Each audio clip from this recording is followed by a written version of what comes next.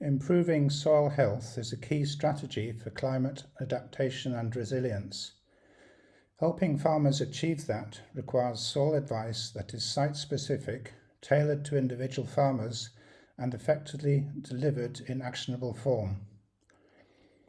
Virtual Agronomist provides nutrient management plans by downloading soil data from the ISDA Digital Soil Properties Map of Africa for a farmer's field and combines that with information from the farmer on soil and crop management history to create a tailored nutrient management plan. The farmer can interact with the plan, change things, see the impact on outcomes, and learn from the trade-offs. We also have provided a Know Your Soil tool that guides farmers on how to make their own observations on the health of their soils to complement ISDA soil, and this advises farmers on how to remove specific constraints to improving soil health. Digital tools like Virtual Agronomist can help farmers access and apply the best science to their individual circumstances. Thank you. Thank you for this excellent question. Soil data are essential for making global and national monitoring data relevant to decision-making at field to national scales. The UNCCD's current monitoring framework includes soil carbon as an indicator. For reasons that have been clearly articulated by Keith, Sieg, and others on this panel in the past, carbon is a costly and challenging indicator to monitor. However, the UNCCD framework also includes a land use, land cover indicator, and there have been proposals to expand this indicator to make it more sensitive. The effective application of this indicator will depend on a strong evidence-based understanding of soil-specific relationships between soil health and crop productivity. The data sets now being generated by tools like the Virtual Agronomist will be critical to developing these relationships. And measure their soil with help from digital champions and others, lead farmers, and getting recommendations. So I think it's really it takes an integrated approach with local information, getting people to actually look at their soil. And if we could really improve fertilizer efficiency the way that we've been able to do in Malawi, it could actually really reduce nitrous oxides and double yields as you're seeing. So I think it's really a time of change where we're finally able to deal with the fact that soils vary from here to there, and that it's really in the end about soil carbon as well as nitrogen. Thank you. Thank you very much. Yeah. Okay, I think you are going to add something. Thank you so much.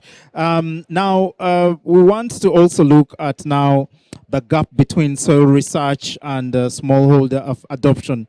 And John, what, from your experience, what are the key behavior or practical barriers that farmers are currently facing to adopt, some of these digital advisory, and how can they overcome them? Sure. So I'm not a scientist or a researcher or as renowned as Sig, so I think she should answer the question as well. But obviously there are some key barriers across the African continent. The point I always try and make is, we see great potential in the tools, the digital tools that are available to us, particularly on smartphones for places like Kenya and Nigeria that are starting to see some real increase in smartphone penetration in rural areas. But then if you go to Malawi and Burundi, there's still a gap even with feature phone usage. And so digital tools have to be calibrated themselves. Just like soil science needs to be calibrated for different soil types, digital tools need to be calibrated for different contexts and farmer needs. Obviously, there's a gender imbalance in phone ownership as well. And so if you want to reach women, you have to reach them in different ways in different countries. Super important. I think there's a big barrier in terms of your core question in terms of R&D and digital uptake, and actually just enough resourcing for field trials that do phase 0 to phase 3. What that means is you go from the research station to a small group, to a bigger group, and then to a national level trial. And in most cases, we see funding and interest in one country, and then everyone wants to copy and paste that to other countries. But what we really need is for something like the virtual agronomy tool, language adaptation to local dialects and contexts, where a recommendation might be very particular to a farmer's understanding of what that recommendation is saying. And so, for example, in Kenya, Rwanda, we've seen in our Rwanda trial that there is a lot of colloquialisms that we didn't know that farmers wanted from the recommendation itself, even though the staff translating the recommendations were Kenya, Rwanda native speakers themselves. And so we had to learn that with farmers over the course of the pilot. And the farmers had to tell us, no, in this part of Rwanda, we don't call a bag, we call it something else, and you need to call it that in the tool. And that's why what you're doing is so important, because you're not doing generative AI, you're doing decision tools, decision tree support tools. And that's actually, for our context, much more important in terms of farmer R&D than an open source ChatGPT-like model where it could kind of spout out anything it wants. And we don't want that at this stage. Yeah, thank you very much. That's very interesting. Yeah. Maybe I could also come in there. Please. So, yeah, the hallucination is really scary, right? of GP chat. So I just want to say that it was so great I'm in awe being with both of you, because you're really trying to take it to the farmer, which is of course what Simon's about. So getting on the ground. Yeah. And I really appreciate you bringing up gender, because, there's still only like 30% of women have access through their son or through their brother to phones. Often they're sharing a SIM and they don't even see it. So it's really important, and they may be afraid to even how to text. So even using a flip phone. So in Malawi, we've been doing digital champions to be more inclusive. Older people, disabled people, women are actually now getting to use their things. And one of the cool things, I think it's related to some of this work, is using Viamo as a background. Some of the mobile phones now, you can actually call in and leave a message, and then they will actually call you back, or you can use your 123, which is very annoying when you're trying to get to a bank, but actually is empowering for farmers, because they can get to information about maize, and then they hear a little story about, again, in local dialects, and local languages, about, they'll kind of bring out some of the contestation, because sometimes it's not as simple as saying, for example, we need pigeon pea. And if you know me, I'm going to bring up pigeon pea. So some of these special legumes that really build the soil fertility and soil organic matter. And some, they'll have a little play about, but pigeon pea, that's poor man's food. They'll kind of talk about some of the tensions, or fertilizers, that's only for rich farmers. So they kind of bring out some of the tensions and talk about that. So sometimes it's partly about farmer agency, so that they can use phones themselves and learn that they can hear and leave a question. So I think we need to kind of combine the tech that's fine-tuned with this kind of more farmer-friendly stories, because Africa is always about telling you stories, which I absolutely adore. So thank you. Absolutely. And that is very interesting, because research is really known to, develop very complex materials which are really not understandable or easily adopted to the farmers. And as we are developing these tools, we need to make it simpler, probably faster, and even more actionable. Is there anything from your experience, is there anything that you're doing towards that direction? Absolutely. Thanks for asking about that. It's about options by context, isn't it? So simple options. So what we're doing with the e-agrology, which is similar to virtual agronomy, and I'm sure that others will be trying this soon. We've developed this to make sure the options were all approved by extension. This is not research. This is approved options to improve soil organic matter, improve fertilizer response, that we tried to make sure that we put the options as red, yellow, and green. So stoplight, green. So we didn't say don't do this. Yeah. We were not precluding some things, because some people want to try something. We said, look, this may take more labor. You may have to have goats or cows to make this one work. So it's red for many people, but this one is green. You can really safely try it. So first, farmers put in what soil type they have, what is their market goals, because some people want the 5-ton sorghum, but some people would be happy to have 1-ton sorghum intercropped with 5-ton maize, right? So it is partly about options by context. So I think we need to simplify, but we also have to really be where farmers are at. So that is complexity. So it is a fine line to walk. Yeah, thanks very much. So we'll move to partnerships right now. You know, scale is very important for these tools if we are to reach millions of farmers. For instance, we are partnering with 1 Acre Fund in Rwanda and other countries as well, and we also have a collaboration with Tomorrow Now on weather data. And I just mentioned the partnership with IITA through the regional hub for fertilizer and soil health in West Africa. So we would love to probably hear from Keith. Keith would love to share with us how these partnerships can drive systemic change across Africa. And I'll come back and ask you the same question. What's your experience? You share your experience on these partnerships. Yes, thanks very much. Virtual Agronomist has proved to be very effective at delivering the best scientific advice to farmers in a form that helps them improve their farming decisions. We need partners on the ground to help scale the delivery of Virtual Agronomist. We encourage lead farmers to help other farmers to use Virtual Agronomist, but ultimately there has to be a partner on the ground to facilitate this process.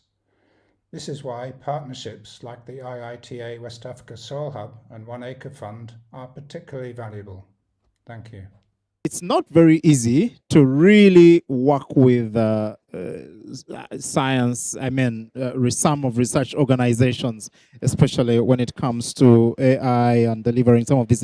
What do you think is needed for a strong science and delivery linkage? What do you think can really connect us together? This is one of the key questions here for CG, since this is a lot here in COP. FAO and CG have put together this pavilion. So thanks for asking that. So in fact, I really think that to take it to the farmer, it has to be about public, private, and civil society working together. So and I think CG really needs to be clear. What is the value add? Just like we want return on investment from lime, you have to put it in the right place, right? Well, fertilizers, you need to say, where's the return on investment? So I think really the role of CG, international, working with universities, local universities, is to be testing different approaches. And we have very strong partners interested in testing this. We need to see how best to scale. Yeah. And how to reach different farmers. Are we reaching the farmers? Is this the information they want? Yeah. So I think that it really does take everyone at the table. And so we need to be, again, looking at what different options work in what context. And in the end, extension really comes back to agency. We've done a recent paper showing that without agency, without farmers being able to ask the types of questions they want and double checking that these are the questions, like certain farmers are very interested in the top yield potential of this area. And then other sets of farmers want to know, what about for my mixed crop livestock systems? What options do I need there? So it's still a ways to go, but with public, private, and civil society working together, we can get there. Thanks very much. Yeah, I'm sure, John, you have a lot to say about the partnerships, but in addition, you'll also just tell us what makes these partnerships effective. Well, I'm a partnerships guy, so I should be able to answer this question. Kind of jokingly, but actually a serious point. One of the things I tell my team is the most important thing about a partnerships person is saying no to partners and knowing how to do that really well. But on a serious note, what that really means is you need to select the right partners for the right needs. If you serve 5 million farmers as we do, we get a lot of partnership requests. If you imagine the CG research centers, every one of them pretty much wants to work with us because we operate on so many different levels and seed systems, on semi-arid areas, on et cetera, et cetera. So you can imagine the number of requests we get. And then many business providers want to use our platform to sell things to farmers. And so we have to be a filter.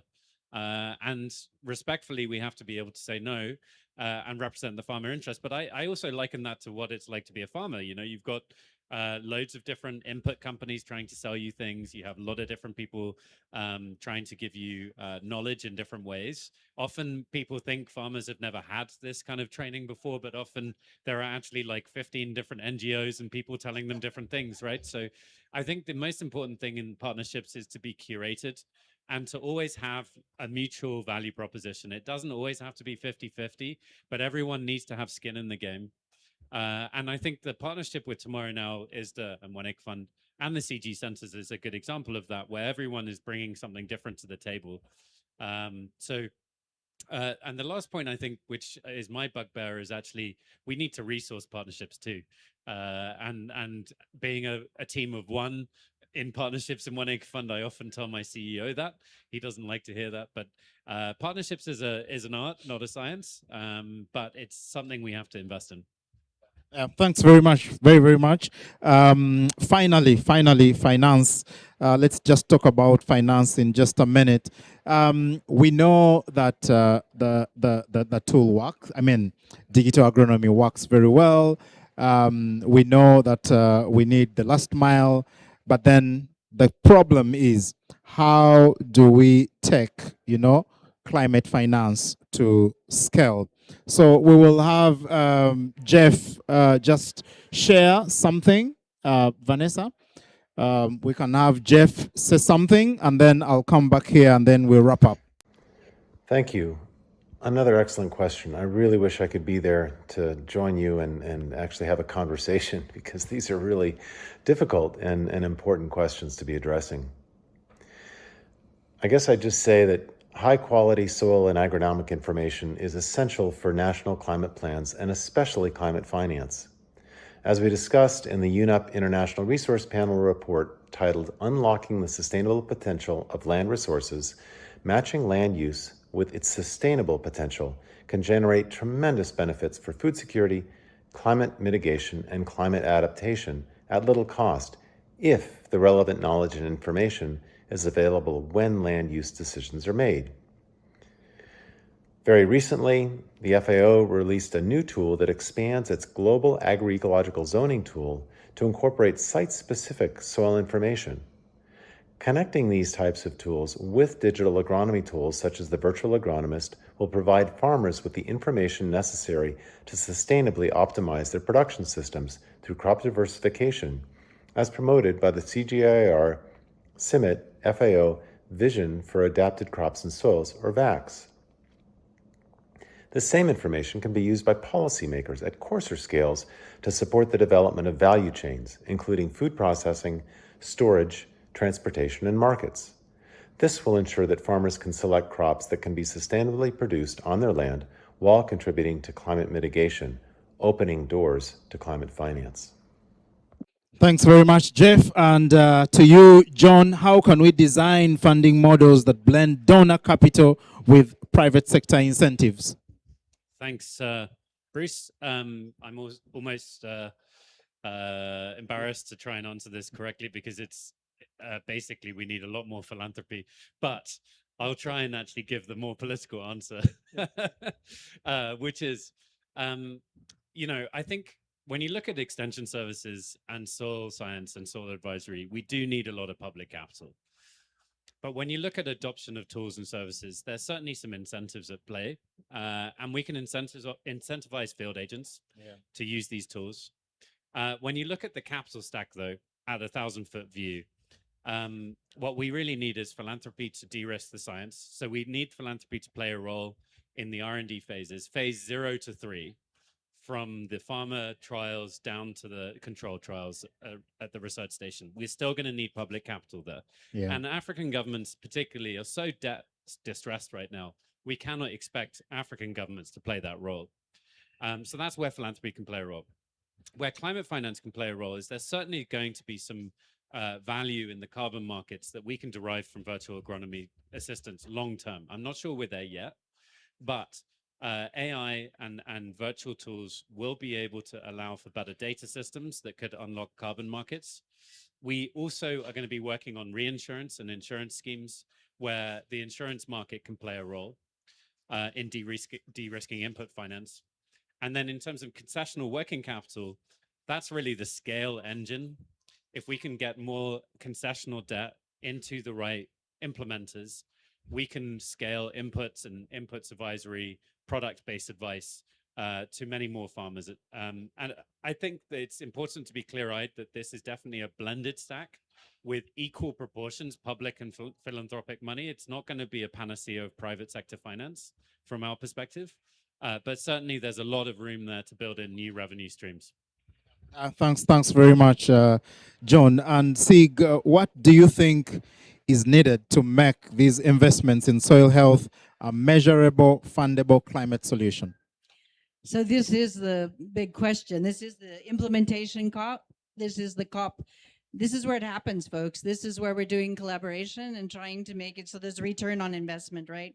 So that I like this point about de-risking. So the most important way to de-risk, in my view, agri-food systems is investment in the soil, in soil health, so that we can get return on fertilizers, return on seeds. So to get that to happen, we have to do more geo-targeting, which is where it's so exciting to see these tools really starting to have some traction. But also you can trust the process. As you show the value add, there is capital looking for that type of return. So if we can de-risk it by, I do think we still need to crack this nut around soil carbon. Soil organic matter is not easy to increase. So looking at what farmers that positive deviance are able to, and using locally led adaptation, which we talked about here earlier, an agency, farmers that are able to do that, and governments can make investments. They are making investments. Maybe the back donor is Green Finance or World Bank, but they, governments together with private sector, because sometimes it takes lime or fertilizers to kickstart your soil organic matter. But then on the other hand, you have to have enough soil organic matter to get returns on that. So I think we can do it if we're starting to see this in places like Ethiopia and Malawi, where there has been investments that are geo-targeted, and then you start to see that virtuous cycle happening. But I think that in harder, really remote areas, we're gonna have to figure out how to show that there's this win-win around soil carbon. So the carbon markets, which have not yet really been working in agroforestry or in even regenerative ag as yet. Yeah. So we still have a ways to go, but it's so exciting to start to see some of the implementation actually happening. Yeah. Thanks very much, and thank you so much, everyone, for being here with us. I think the message that we are banging here is that yes, we need investments to really scale delivery. We are moving away from just pilots, but focusing on targeting the millions of farmers to save them from the effects of climate change. At this point, we'll ask Keith to make the closing remarks, and we shall close this session. Thank you very much. These are my closing remarks. Increasing soil fertility.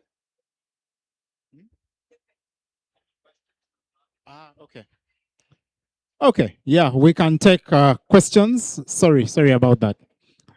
Any questions? Yeah, thank you so much.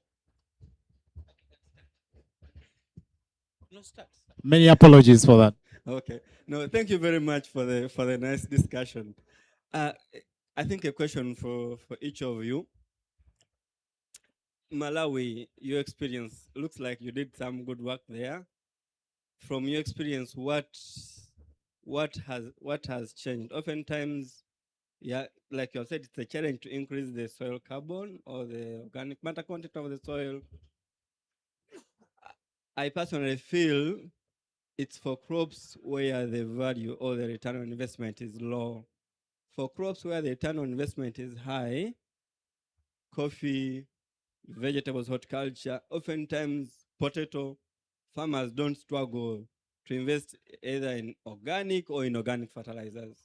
So don't you think we should instead invest in the pool, in the market, to ensure that there is demand for what farmers produce, so that if they produce enough, usually it can be bought and they can be able to invest and improve their soils.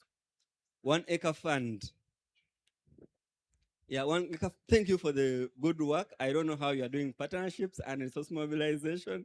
Congratulations. Would like to share your insights on what you think the other organizations that want to strengthen their resource mobilization and partnerships can do it, saying no to certain partners that don't add value.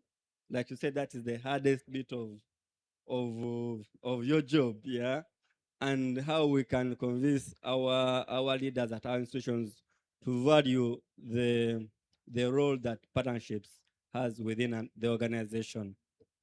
And then to Bruce, you are using satellite data. I'm not sure what resolution, but she hinted on a 30-meter resolution based on the small plots that our farmers have. How accurately can you be able to give recommendations for a person who owns a less than 30 by 30 meter plot that is different from the neighboring farmer? Thank you. Yeah, I'll actually begin with that. Yes. Yeah, you can you introduce yourself, please? Joshua Konya is my name. I'm the program officer for technology and innovation at ASARECA. ASARECA is the Association for Strengthening Agricultural Research in Eastern and Central Africa. We are headquartered in Entebbe. We support 15 countries within Eastern and Central Africa.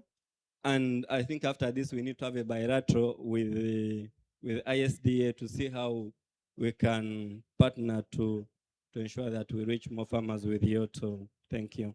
Yeah, thank you very much. And straight to your question, Joshua. So in Rwanda, they actually have very, very small plots. But we are able to actually capture a very good estimate of soil properties for the different neighboring plots in Rwanda. So it is actually working very, very well for that. So, of course, the system allows for some errors, but they are all covered within the calibration of the map. Yeah, when we are taking the boundaries, we have some allowances that we give the system. If it is over 40%, if it goes 40% into the next plot, then we wouldn't consider that as a different plot. But for as long as it is less than 40%, then yeah, it will give a very good prediction for the soil properties across two small plots. But on average, we've seen that most of the smallholder farmers are having at least 11 decimals, which really works very well into the mapping of that particular plot. So your question is, how do I convince people internally to partner with people? Interesting question. It's actually quite challenging sometimes. I think there's different classifications of partners. So like our most important partners in every country is the government, number one. The second most important partner is donors and investors. And the third most important partner is technical providers who provide something that we don't have internally, right? So Tomorrow Now on weather data, ISDA on virtual agronomy advice, CG centers on all kinds of stuff. But the challenge can be that just can be very overwhelming to manage. And so you have to prioritize, like, who's going to give you the best ROI. It doesn't have to be a financial ROI, but it could be in kind in terms of what they bring to the table. But the number one priority is always the government. And in Rwanda, where we're doing this trial, we're actually a big part of the extension system. So we built Twigiri Mahinzi. The Rwandan government's extension system is based on our own training tools. And then we've got staff who are funded and embedded within government who help support us with especially agricultural advisory content. So that's been a big investment. That's different in countries where you have a less strong government, frankly. Where it's more of a private sector orientation in that market. I wanted to quickly address your question on Malawi. We find the same thing, but we find a lot of the farmers in our base who have half an acre or less on average of land, who farm maize and beans, they generally don't have enough access to organic matter to begin with. And that is a big problem for farmers who have less than 1 acre of land in our client base. And so we've designed some trials around chicken manure. Any kind of way to bring more organic matter onto the farm has been a big part of our work. On crop switching, it's quite hard to try and convert 300,000 farmers in Malawi to a higher value crop to invest in. We wouldn't mind doing that over time because that is the route to poverty alleviation, but we can't convert everyone away from food security crops either. So I will say that Malawi has really led the way amongst all the when we're talking about finance, we forgot about agricultural subsidies. 15% of GDP in Malawi in some years has gone for agricultural subsidies. So historically, it's a lot been fertilizers, right? If we could repurpose some of that for crop diversification, and guess what? Malawi did that. So there was a review of 9 different countries and agricultural subsidies. And Malawi was the first one and one of the only consistent one to look at legume seeds and vegetable seeds and sorghum seeds, depending where you are, as part of the subsidy. So the diversification has been a big, I think because Malawi is so maize is life in Malawi, right?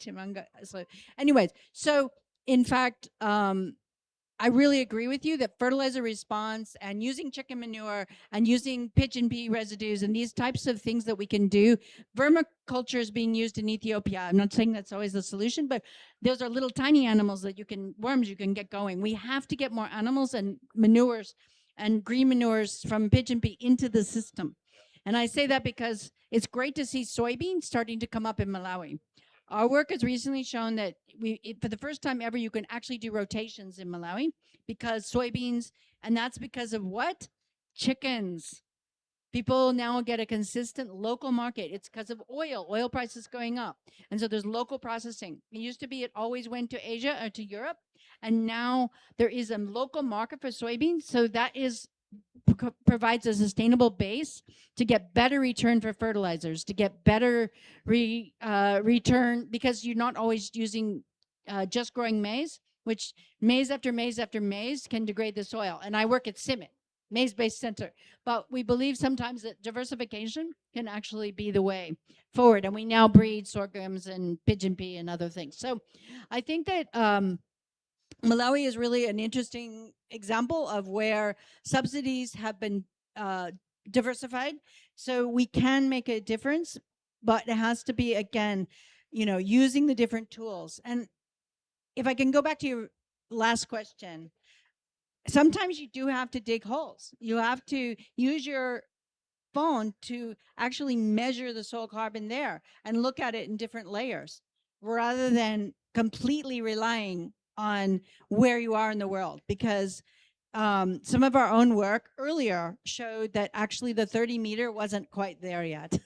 So especially the few farmers that have managed to improve their soils, which is what we need to learn from each other, those were underestimated. I think it's because of smoothing issues. But again, we're getting better and better. But there's no substitute sometimes for actually using farmers' own knowledge of their soils and digging holes and giving them from a smartphone what is your actual soil carbon data. So I think we're making slow progress, but at least we're finally making some progress. And Malawi has led the way in some ways. So that's really exciting to see. Thank you. All right, thank you so very much. Sylvester Dixon Baguma is my name, Executive Director of Asareka, which he has described very well. I think part of my questions, somehow you've answered them. I was getting curious. I wanted to find out where is this virtual agronomist or digital agronomy app. So I went to look for it and asking me a few questions, do this.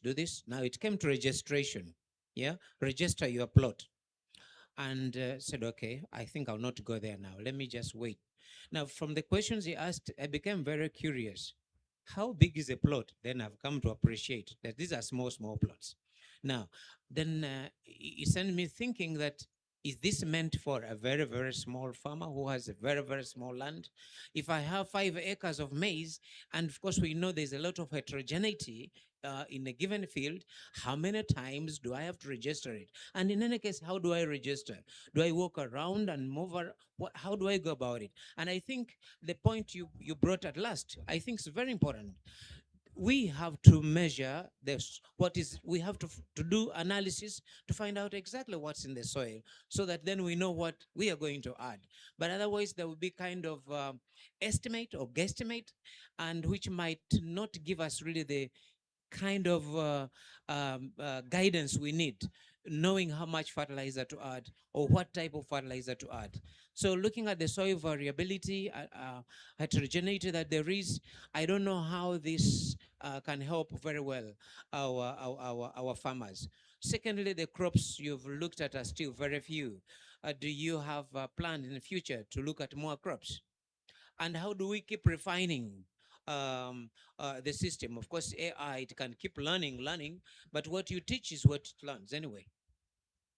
Thanks very much. Those are very, very interesting questions. So what what the 30-meter actually means, we are not only capturing very small plots. No, it can capture up to 5 hectares. Okay, yeah, you can map up to 5 hectares. But of course, you have to follow the protocols that if there is heterogeneity in the soils, then you have to subdivide the plot. So exactly, you follow the scientific protocols to do that. Now, imagine you come from Uganda. So imagine a farmer, say for example, in Masaka. They can't afford a soil test in the lab, okay? And then they come across virtual agronomist.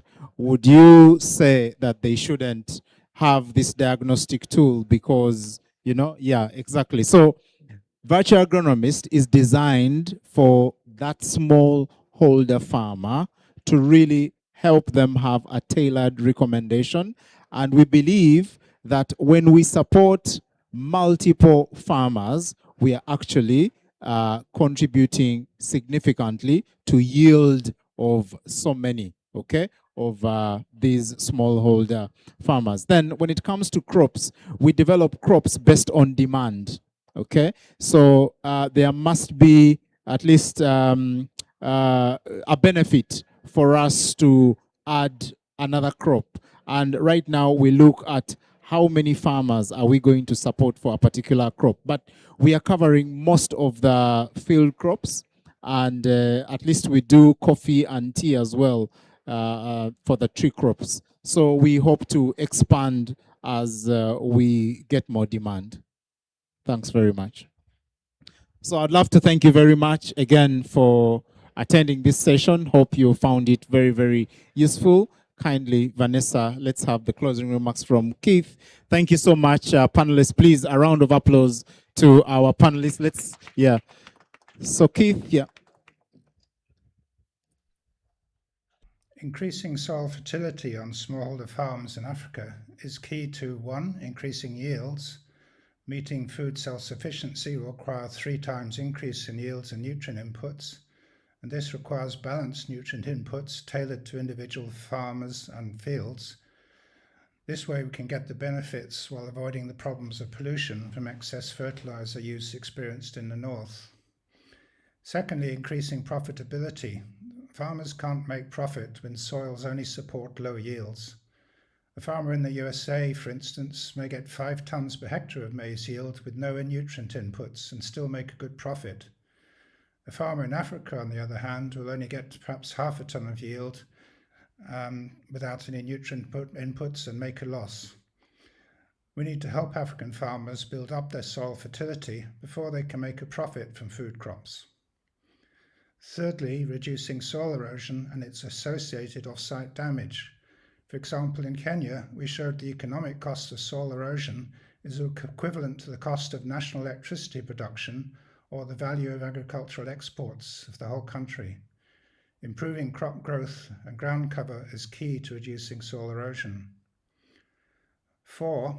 Reducing greenhouse gas emissions and biodiversity loss by reducing forest clearance.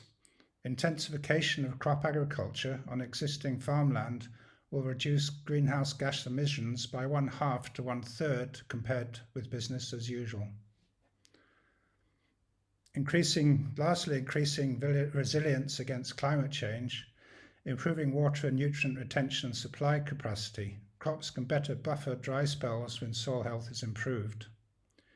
We've been singing this song for decades. Can AI-assisted digital advisory make the difference? We are seeing evidence that it can, cost-effectively and with very good return on investment. But now we need investment to scale it and to strengthen supporting services for input, supply, credit, insurance and markets to go along with the advice. Thank you for your participation today, and I hope we'll see you again soon. Thank you.